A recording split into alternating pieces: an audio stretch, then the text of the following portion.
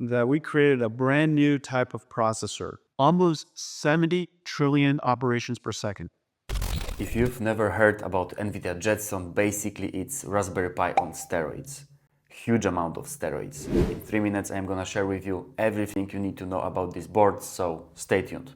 First version, TX1, was released in 2015, but at the beginning it struggled with small community, compatibility issues, performance issues, and unfriendly price.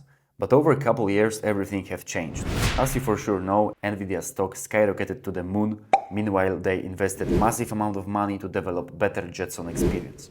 What's special here is that every Jetson has a built-in standalone GPU, state-of-the-art energy-efficient chip designed for AI or robotics projects, like for example autonomous vehicles. One of the biggest pros of using Jetson is seamless integration with different utilities from Nvidia like CUDA or TensorRT. There is a bunch of models, TX, NX, AGX, Orin, but the newest and the best for now are AGX Orin and Orin Nano Super. I had pleasure to work with AGX Orin for a couple months and personally I think it's great. One of the best solutions in the market in terms of ratio computational resources / power consumption. It has over 2000 GPU cores, consuming only up to 60 watts. But it's not the topic of this video, because full version of Orin costs around $2,000. Let's focus on Orin Nano.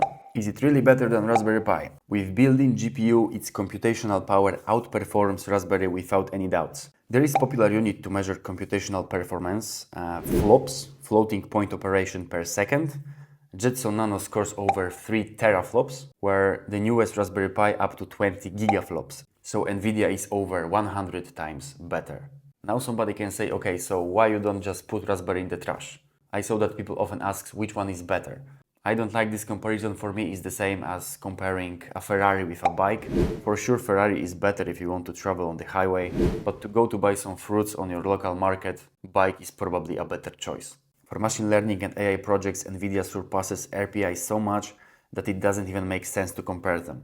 But for any other project, I will pick Raspberry Pi, because it's much cheaper, $19 versus $250, still has better community, more mature system and packages. The choice is pretty straightforward. If you need your models to run locally due to privacy, latency, network problem and so on, you should go for Jetson. If you need brain for autonomous vehicle which requires heavy computational stuff, for example depth perception based on point cloud, also go for Jetson. For everything else you can stick with Raspberry Pi.